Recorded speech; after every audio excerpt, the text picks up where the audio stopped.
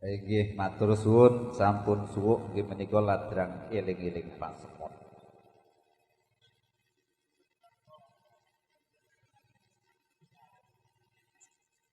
Wis. Wong wis domong itu kabeh iki lek melu sing ngaten. Kok wis. Nggih.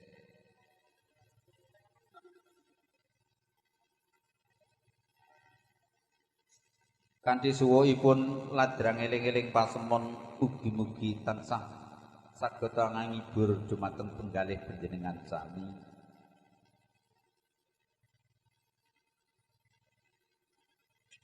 Kanthi kawontenan ingkang loh jinawi kados padatan ingkang samangke ugi-mugi tansah langgenga dumateng kula lan panjenengan sami. Amin ya rabbal alamin. Pramila saking punika mas-mas pladene mbok menawa kepengin nembang-nembang karo Mbak Tini apa karo Mbak Jami. Mbok pilih adik sing kula dhewe niki badhe melok nderek nembang, wah dipun keparengaken kemawon. Ing mriki saya laras niku mboten angel, sing penting beto fotokopi KTP nawa KK pun saged. Nggih.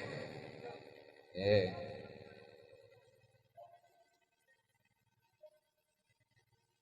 Napa? Rondo kempling? Nah, rondo kempling. Niku wau wonten nyuwun malih rondo bruguh wis jane wong njaluk ya ene sing njaluk rondo bruguh, rondo kempling insyaallah Mas. Mangke badhe kalaksana. Sampeyan mang ya krungu Mas iki mang eneng sinden muni iki eneng-enge rondo bleguk. Niki wontene rondo lemu. Nah, eneng neh rondo lemu. Bubur gunung, alhamdulillah, nggih. Nah, minger, Malik Saruk.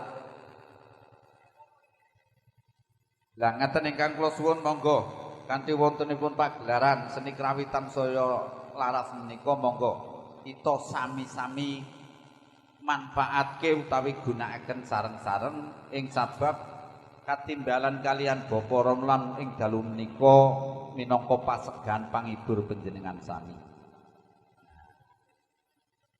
Bumbung sindene lemu-lemu lho Mas. Lho, Pak Sinto sajane kok arep bawa iki. Nah. Lah ya rondo lemu. Lah ya mosok kek lagune ya rondo lemu kuwi kok. Nggih, sunah saking mriki pinarak Pak Sinto nggih.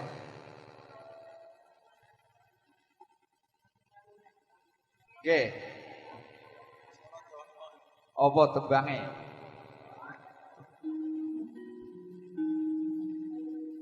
Insyaallah matur suwun nggih.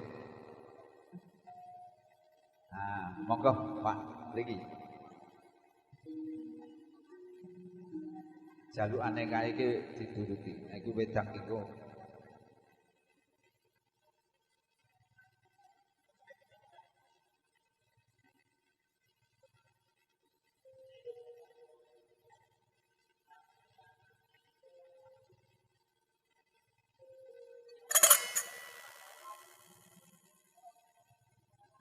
Monggo mriki.